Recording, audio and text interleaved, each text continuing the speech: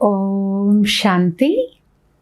ఈరోజు Murali date 21 April 2026. బాబా చెప్తున్నారు, మధురమైన పిల్లల్లారా, జ్ఞానసాగరులైన తండ్రి పిల్లలైన మీ సన్ముఖంలో జ్ఞాన డ్యాన్స్ చేసేందుకు వచ్చారు. మీరు తెలివిగల సేవాదారులైతే జ్ఞాన డ్యాన్స్ కూడా మంచిగా ఉంటుంది అని బాబా అంటున్నారు. ఈరోజు మురళిలోని ప్రశ్న, సంగమ యుగంలో పిల్లలైన మీరు ఏ అభ్యాసం చేసుకుంటారు? సమాధానము, స్మృతిలో ఉండే అలవాటు. ఇదే ఆత్మిక హాబీ. ఆ హాబీతో పాటు మీరు దివ్య అలౌకిక కర్మలు కూడా చెయ్యాలి. మీరు బ్రాహ్మణులు. మీరు అందరికీ సత్యమైన కథను తప్పకుండా వినిపించాలి. సేవ చేసే హాబీ కూడా ఉండాలి అని బాబా అంటున్నారు.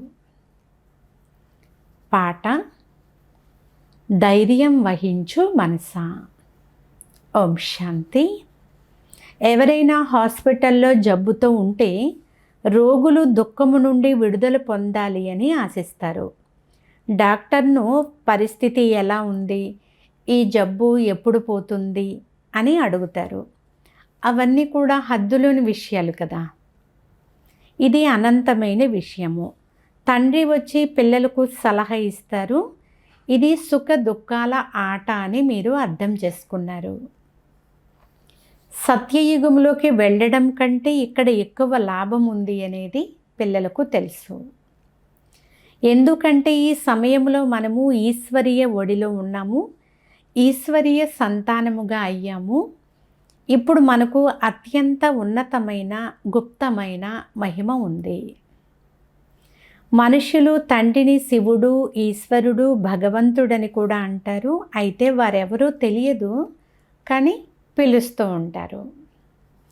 డ్రామానుసారమే ఈ విధంగా జరిగింది. జ్ఞానము, అజ్ఞానము, పగలు, రాత్రి అని మహిమ కూడా చేస్తూ ఉంటారు. కానీ తమో ప్రధానమైన బుద్ధి ఎలా తయారైంది అంటే స్వయము తమో ప్రధానంగా అయిపోయాము అనేది కూడా అర్థం చేసుకోలేరు. ఎవరి భాగ్యంలో అయితే తండ్రి వారసత్వం ఉంటుందో వారి బుద్ధిలోనే కూర్చుంటుంది. మనము పూర్తిగా గాఢాంధకారంలో ఉన్నాము అనేది పిల్లలు అర్థం చేసుకున్నారు. ఇప్పుడు తండ్రి వచ్చినందువలన ఎంత ప్రకాశం లభించింది. తండ్రి తెలిపే జ్ఞానము ఏ వేద శాస్త్రాల్లోనూ గ్రంథాల్లోనూ లేదు. అది కూడా తండ్రి నిరూపించి చూపిస్తున్నారు. పిల్లలైన మీకు రచయిత రచనల ఆది మధ్యాంతముల ప్రకాశమును ఇస్తున్నాను. అది మళ్ళీ ప్రాయలోపమైపోతుంది. నేను లేకుండా జ్ఞానం ఎవ్వరికీ లభించదు అని బాబా అంటున్నారు. మళ్ళీ జ్ఞానము ప్రాయలోపమైపోతుంది. కలియుగం జరిగిపోయింది. మళ్ళీ 5000 సంవత్సరాల తర్వాత రిపీట్ అవుతుంది. ఇవి నూతన విషయాలు. ఇవైతే ఏ శాస్త్రాల్లో కూడా లేవు. తండ్రి ఈ జ్ఞానాన్ని అందరికీ కూడా ఒకే విధంగా చదివిస్తున్నారు. కానీ ధారణలు నెంబర్ వారీగా ఉన్నారు. ఎవరైనా మంచి సేవాదారి పిల్లలు వస్తే బాబా డ్యాన్స్ కూడా అలాగే నడుస్తుంది. జ్ఞాన డ్యాన్స్. నృత్యం చేస్తే నర్తకి ముందు నాట్యం చూసేవారు చాలా ఆసక్తితో ఉంటే ఆమె కూడా చాలా సంతోషముగా నాట్యం చేస్తుంది కదా. కొంతమందే కూర్చుని ఉంటే సాధారణ రీతిలో కొద్దిగా డ్యాన్స్ చేస్తుంది. వాహ్ అని మెచ్చుకునేవారు చాలామంది ఉంటే వారి ఉల్లాసం కూడా పెరుగుతుంది కదా. ఇక్కడ కూడా అలాగే ఉంటుంది. పిల్లలందరూ మురళి వింటారు, కానీ సన్ముఖంలో వింటే నేరుగా ఉంటుంది కదా. కృష్ణుడు డ్యాన్స్ చేసినట్లు చూపిస్తారు. ఆ డ్యాన్స్ కాదు, వాస్తవానికి ఇది జ్ఞాన డ్యాన్స్ అని బాబా అంటున్నారు. శివబాబా స్వయంగా చెప్తున్నారు, నేను జ్ఞానసాగరుడను కనుక మంచి పాయింట్లు వెలువడతాయి. ఇది జ్ఞానమురళి, కర్ర మురళి అయితే కాదు. పతిత పావనులైన తండ్రి వచ్చి ఇప్పుడు సహజ రాజయోగం నేర్పిస్తారా లేక కర్ర మురళిని వాయిస్తారా? తండ్రి వచ్చి ఇప్పుడు రాజయోగం నేర్పిస్తారని ఎవ్వరి బుద్ధిలోనూ ఉండదు. ఇప్పుడు మీకు మాత్రమే తెలుసు. మిగిలిన మనుషుల బుద్ధిలో ఈ విషయం రాదు. వచ్చే వారిలో కూడా పదవి నెంబర్ వారీగా పొందుతారు. కల్పకృతం చేసినట్లే ఇప్పుడు కూడా పురుషార్థం చేస్తూ ఉంటారు. కల్పకృతం వలె తండ్రి వచ్చి పిల్లలకు రహస్యాలన్నీ తెరిచి తెలుపుతారు అని మీకు తెలుసు. నేను కూడా ఈ డ్రామా యొక్క బంధనంలో బంధింపబడి ఉన్నాను అని బాబా అంటున్నారు. ప్రతి ఒక్కరూ డ్రామా అనే బంధనంలో బంధింపబడి ఉన్నారు. సత్యయుగంలో ఏదైతే జరిగిందో అదంతా మళ్ళీ జరుగుతుంది. ఎన్నో విధాలైన యోనులున్నాయి. సత్యయుగంలో ఇన్ని యోనులు ఉండవు. అక్కడ కొన్ని రకాలు మాత్రమే ఉంటాయి. ఆ తర్వాత వృద్ధి చెందుతూ ఉంటాయి. ఉదాహరణకు ధర్మాలు కూడా వృద్ధి చెందుతూ ఉన్నాయి కదా. సత్యయుగంలో ఇన్ని ధర్మాలు లేవు. సత్యయుగంలో ఉన్న వాటిని మళ్ళీ సత్యయుగంలోనే చూస్తారు. అక్కడ మురికి చేసే వస్తువు ఏదీ ఉండదు అంటున్నారు బాబా. ఆ దేవతలను భగవాన్ భగవతి అని అంటారు. ఇతర ఏ ఖండంలోనూ ఎప్పుడూ ఎవ్వరినీ గాడెస్ అని అనరు. ఆ దేవతల స్వర్గంలో రాజ్యపాలన చేస్తూ ఉండేవారు. వారికి ఎంత గాయనం ఉందో చూడండి. పిల్లలైన మీకు ఇప్పుడు ధైర్యం వచ్చేసింది. మీ పదవి ఎంత ఉన్నతమైనదో లేక తక్కువైనదో మీకు తెలుసు. మేము ఇన్ని మార్కులతో పాస్ అవుతాము అనేది కూడా మీకు తెలుసు. ఫలానా వారు మంచి సర్వీసు చేస్తారని కూడా తెలుసు. కానీ ఈ మార్గంలో నడుస్తూ తుఫానులు కూడా వస్తాయి కదా. పిల్లలకు ఏ విధమైన గ్రహచారము కానీ తుఫానులు మొదలైనవి కానీ రాకూడదు అని తండ్రి కూడా అంటారు. మాయ మంచి పిల్లలను కూడా క్రింద పడేస్తూ ఉంటుంది. అందువలన ఇక కొంత సమయం మాత్రమే ఉంది అని తండ్రి ధైర్యం చెప్తూ ఉంటారు. మీరు సేవ కూడా చెయ్యాలి. స్థాపన అవుతూనే వెళ్ళి తీరాలి. ఇందులో ఒక్క క్షణం కూడా వెనుక ముందు జరగరాదు. ఈ రహస్యం పిల్లలైన మీకు మాత్రమే తెలుసు. మనము డ్రామాలోని పాత్రధారులము కనుక ఇందులో మనది ముఖ్యమైన పాత్ర. ఈ గెలుపు వాటమిల ఆట భారతదేశంపైనే తయారు చేయబడింది. భారతదేశమే పావనముగా ఉండేది. ఎంత శాంతిగా పవిత్రంగా ఉండేది. ఇది కేవలం నిన్నటి విషయము అని బాబా అంటున్నారు. నిన్నటి రోజు మనమే పాత్ర చేశాము. 5000 సంవత్సరాల పాత్ర పూర్తిగా నిశ్చయింపబడి ఉంది. మనం చక్రంలో తిరిగి వచ్చాము. ఇప్పుడు మళ్ళీ తండ్రితో యోగం జోడిస్తాము. దాని వలన మురికి అంతా తొలగిపోతుంది. తండ్రి గుర్తుంటే వారసత్వం తప్పకుండా గుర్తొస్తుంది కదా. మొట్టమొదట తండ్రిని తెలుసుకోవాలి. తండ్రి అంటున్నారు, మీరు నన్ను తెలుసుకుంటే నా ద్వారా మీరు సర్వము తెలుసుకుంటారు. జ్ఞానమైతే చాలా సహజము. ఒక్క సెకండ్ది మాత్రమే అయినా బాబా అర్థం చేయిస్తూనే ఉంటారు. పాయింట్లు ఇస్తూనే ఉంటారు. ముఖ్యమైన పాయింట్ మన్మనాభవ. ఇందులోనే విఘ్నాలు వస్తాయి. దేహాభిమానం వచ్చింది అంటే అనేక రకరకాలైన ఆటంకాలు కూడా వచ్చేస్తాయి. అవి యోగంలో ఉండనివ్వవు. ఉదాహరణకు భక్తి మార్గంలో కృష్ణుని యొక్క స్మృతిలో కూర్చున్నారు అనుకోండి. అప్పుడు కూడా బుద్ధి ఎక్కడెక్కడికో వెళ్ళిపోతూ ఉంటుంది. ఇది భక్తిలో అందరికీ అనుభవం అయితే ఉంది కదా. ఇది ఈ జన్మలోని విషయమే. ఈ జన్మను గురించి తెలుసుకుంటే గత జన్మ గురించి కూడా ఎంతో కొంత తెలుసుకోవచ్చు. తండ్రిని స్మృతి చేయడం పిల్లలకు అలవాటయింది అని బాబా అంటున్నారు. ఎంత స్మృతి చేస్తూ ఉంటారో అంతగా సంతోషం పెరుగుతూ ఉంటుంది. స్మృతితో పాటు దివ్య అలౌకిక కర్మలు కూడా చెయ్యాలి. ఇప్పుడు మీరు బ్రాహ్మణులు. మీరు సత్యనారాయణ కథను అమర కథను వినిపిస్తారు. ముఖ్యమైన విషయము ఒక్కటే. అందులో అన్నీ వచ్చేస్తాయి. స్మృతి ద్వారానే వికర్మలు వినాశనం అవుతాయి. ఈ ఒక్క హాబీయే ఆత్మిక సంబంధమైనది. తండ్రి అంటున్నారు, జ్ఞానము చాలా సులభము. కన్యల పేరు కూడా మహిమ చేయబడింది. అదర్ కుమారి, కన్యాకుమారి, కుమారీల పేరు అందరికంటే ఎక్కువగా ప్రసిద్ధిగాంచింది. వారికి ఏ బంధనము ఉండదు. ఆ పతి అయితే వికారీగా చేసేస్తాడు. ఈ తండ్రి స్వర్గంలో తీసుకుని వెళ్ళేందుకు అలంకరణ చేస్తారు. మధురమైన సాగరంలోకి తీసుకుని వెళ్తారు.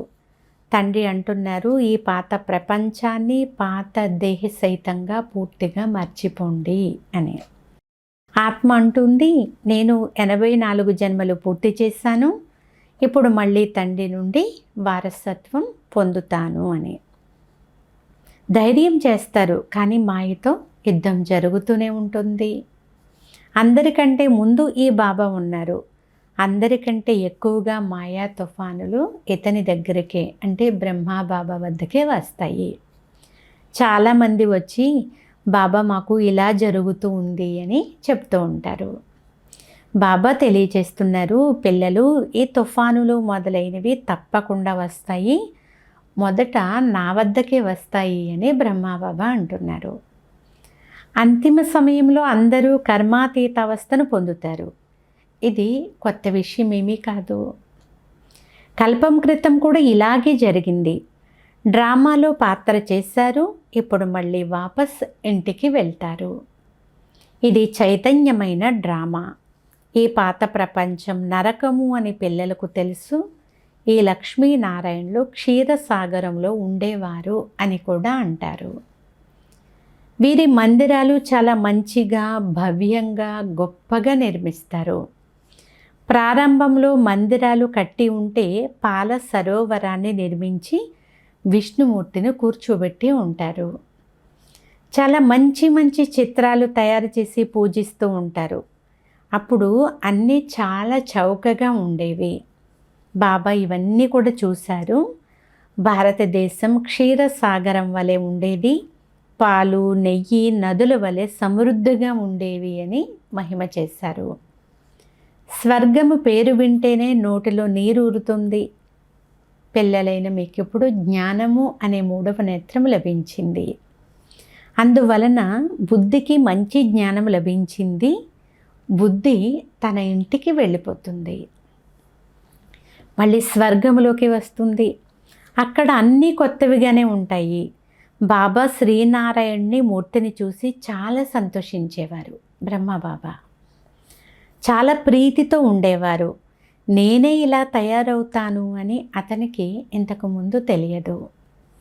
మీకు ఈ జ్ఞానం ఇప్పుడు మీ తండ్రి నుండి లభించింది. మీకు బ్రహ్మాండము, సృష్టి చక్ర ఆది మధ్యాంతాల జ్ఞానం అంతా తెలిసింది. ఈ చక్రంలో ఎలా తిరుగుతామో పిల్లలైన మీకు ఎప్పుడు తెలుసు. బాబా మనకు రాజయోగం నేర్పిస్తున్నారు. పిల్లలైన మీకు చాలా సంతోషం ఉండాలి. ఇక కొంత సమయం మాత్రమే మిగిలి ఉంది. శరీరానికి ఏదో ఒకటి అవుతూనే ఉంటుంది. ఇది మీకు అంతిమ జన్మ కదా. ఇప్పుడు మీకు సుఖప్రదమైన రోజులు డ్రామానుసారంగా వస్తాయి. వినాశనం కూడా సమీపంలోనే ఉంది అనేది కూడా మీరు చూస్తున్నారు కదా. మీకు 3వ నేత్రం లభించింది. మూలవతనము, సూక్ష్మవతనము, స్థూలవతనము గురించి మీరు చాలా బాగా తెలుసుకున్నారు. ఈ స్వదర్శన చక్రము బుద్ధిలో తిరుగుతూ ఉంటుంది. సంతోషం ఉంటుంది. ఈ సమయంలో మనల్ని అనంతమైన తండ్రి టీచరుగా చదివిస్తూ ఉన్నారు. కానీ ఇది కొత్త విషయము కనుక మాటి మాటికి పిల్లలు మర్చిపోతూ ఉంటారు. లేకుంటే వాస్తవానికి బాబా అంటూనే ఖుషి యొక్క మీటరు పెరిగిపోవాలి కదా. రామతీర్థుడు శ్రీకృష్ణుని యొక్క భక్తుడు కనుక శ్రీకృష్ణుని యొక్క దర్శనం కొరకు ఎంతో కృషి చేసేవాడు. సాక్షాత్కారం అవుతూనే అతనికి చాలా సంతోషం కలిగింది. కానీ దాని వలన ఏం లభించింది? ఏమీ లభించలేదు. ఇక్కడ పిల్లలైన మీకు సంతోషం కూడా ఉంది. ఎందుకంటే 21 జన్మలకు ఇంత గొప్ప పదవి పొందుకున్నాము అని మీకు తెలుసు. 3 భాగాలు మీరు సుఖంగా ఉంటారు. 2 సగం సగం ఉంటే లాభం ఏముంటుంది? సుఖ దుఃఖాలు అనేవి. 3 భాగాలు మీరు సుఖంగా ఉంటారు. మీలాంటి సుఖాన్ని ఇతరులు ఎవ్వరూ చూడలేరు కూడా. మీకు అపారమైన సుఖం ఉంటుంది. మహాసుఖములో అయితే దుఃఖం అనేదే తెలియదు. సంగమయుగంలో మీరు రెండింటి గురించి తెలుసుకుంటారు అని బాబా అంటున్నారు. ఇప్పుడు మనము దుఃఖము నుండి సుఖములోకి వెళ్తున్నాము అని కూడా తెలుసు. ముఖమేమో పగలు వైపు, కాళ్ళు రాత్రి వైపు ఉంటాయి. ఈ ప్రపంచాన్ని కాలితో తన్నాలి అంటే బుద్ధి ద్వారా మర్చిపోవాలి అంటున్నారు బాబా. ఇప్పుడు వాపస్ ఇంటికి వెళ్ళాలి అనేది ఆత్మకు తెలుసు కదా, చాలా పాత్ర చేసింది. ఈ విధంగా మీతో మీరు మాట్లాడుకుంటూ ఉండండి. ఇప్పుడు మీరు ఎంతగా తండ్రిని స్మృతి చేస్తూ ఉంటారో అంతగా ఆత్మకు పట్టినటువంటి తుప్పు ఏదైతే ఉందో, వికారాల రూపీ తుప్పు, ఈ మలినము తొలగిపోతుంది. తండ్రి సేవలో ఉంటూ తండ్రి సమానముగా ఎంతగా అవుతామో అంతగానే తండ్రిని ప్రత్యక్షం చేయగలుగుతాము. ఇప్పుడు ఇంటికి పోవాలి అనేది బుద్ధిలో ఉంది. అందువలన ఇంటినే స్మృతి చెయ్యాలి. పాత ఇల్లు పడిపోతూ ఉంటుంది. నూతన ఇల్లు ఎక్కడా, పాత ఇల్లు ఎక్కడా? రాత్రికి పగలుకున్నంత తేడా ఉంటుంది. ఇది విషయ వైతరణి నది వంటిది. ఒకరినొకరు కొట్టుకుంటూ జగడాలాడుతూ ఉంటారు. అయితే తండ్రి వచ్చేసారు. ఇప్పుడు చాలా కోట్లాటలు మొదలయ్యాయి. స్త్రీ పురుషునికి వికారాలు అందించకపోతే ఎంతగానో విసిగిస్తాడు, ఎంతగానో తల కొట్టుకుంటూ ఉంటాడు. కల్పం క్రితం కూడా అత్యాచారాలు జరిగాయి. ఇప్పటి విషయాలే గాయనం చేయబడతాయి. ఎంతగానో విలపించడం చూస్తారు. డ్రామాలో అదే పాత్ర నడుస్తూ ఉంది. ఇది తండ్రికి పిల్లలకు మాత్రమే తెలుసు, ఇతరులెవ్వరికీ తెలియదు. పోను పోను అందరికీ తెలుస్తుంది. పతిత పావనులు సర్వుల సద్గతి దాత అని గానం కూడా చేస్తారు. స్వర్గంగా ఉండే భారతదేశం నరకముగా ఎలా అయిపోతుందో వచ్చి తెలుసుకోండి అని మీరు అందరికీ అర్థం చేస్తూ ఉంటారు. మీరు వస్తే మేము ప్రపంచ చరిత్ర భూగోళాలు తెలుపుతాము అని కూడా అంటారు. ఈ అనంతమైన చరిత్ర భూగోళము ఈశ్వరునికి, ఈశ్వరుని పిల్లలైన మీకు మాత్రమే తెలుసు. పవిత్రత, సుఖ శాంతులు ఎలా స్థాపన అవుతాయో ఈ చరిత్ర భూగోళాలు తెలుసుకుంటే మీరు సర్వము తెలుసుకుంటారు. అలాగే అనంతమైన తండ్రి నుండి అనంతమైన వారసత్వాన్ని కూడా తీసుకుంటారు. దీని గురించి మీరు వచ్చి తెలుసుకోండి అని మీరు అందరికీ చెప్పండి. చాలా టాపిక్స్ ఉన్నాయి. ఇప్పుడు పిల్లలైనా మీ వద్ద పూర్తి జ్ఞానం అంతా ఉంది అని తండ్రి అంటున్నారు. జ్ఞానసాగరులైన తండ్రి నుండి జ్ఞానము లభిస్తుంది. ఇప్పుడు పిల్లలైన మీ బుద్ధిలో పూర్తిగా నిండింది. ఖుషి యొక్క మీటరు పెరిగిపోతుంది. పూర్తి జ్ఞానం మీ వద్ద ఉంది. జ్ఞానసాగరులైన తండ్రి నుండి జ్ఞానము లభిస్తూ ఉంది. మళ్ళీ మనమే వెళ్ళి తర్వాత లక్ష్మీనారాయణలుగా అవుతాము. అక్కడైతే ఈ జ్ఞానము అసలు ఏమాత్రం ఉండదు.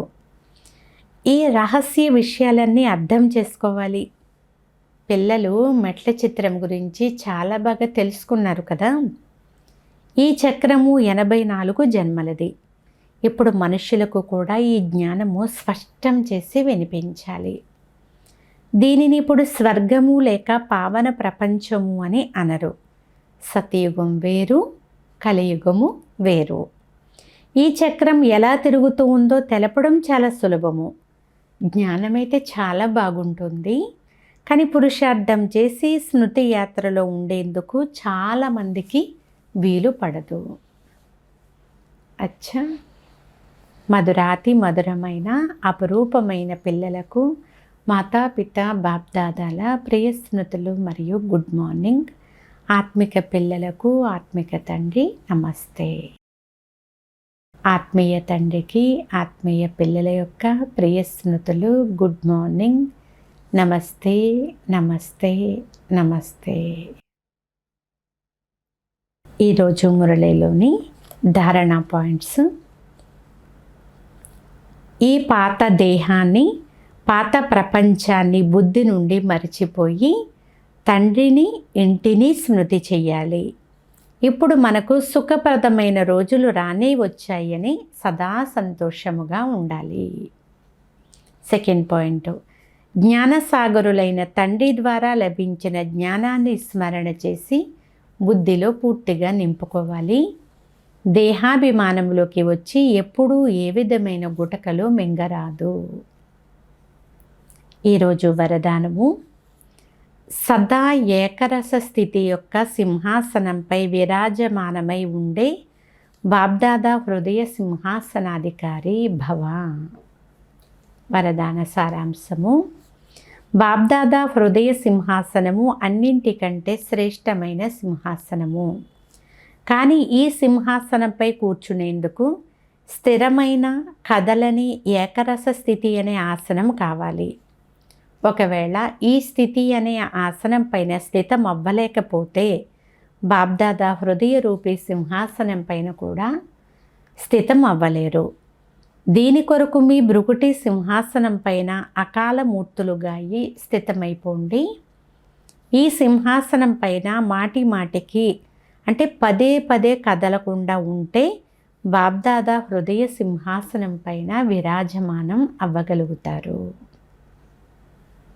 స్లోగన్, శుభ చింతన ద్వారా నెగటివ్ను పాజిటివ్లోనికి పరివర్తన చేయండి. ఈరోజు అవ్యక్త ప్రేరణ, మహాన్గా అయ్యేందుకు మధురత మరియు నమ్రత గుణాలను ధారణ చేయండి. బ్రహ్మాబాబా తన ప్రతి పుత్రుని ముఖం పైన ఒకటేమో సదా ఆత్మీయత యొక్క చిరునవ్వును చూడాలని కోరుకుంటున్నారు. రెండవది, నోటి నుండి సదా మధురమైన మాటలు వినాలని కోరుకుంటున్నారు. ఒక్క మాట కూడా మధురత లేకుండా ఉండరాదు. ముఖం పైన ఆత్మీయత ఉండాలి, నోటిలో మధురత ఉండాలి. అంతేకాక మనసు బుద్ధిలో సదా శుభ భావన, దయా హృదయం యొక్క భావన, దాతృత్వం యొక్క భావన ఉండాలి. ప్రతి అడుగులో తండ్రిని అనుసరించాలి. ఇదే పాలనకు రిటర్న్ ఇవ్వడము. అచ్చా, ఓం శాంతి.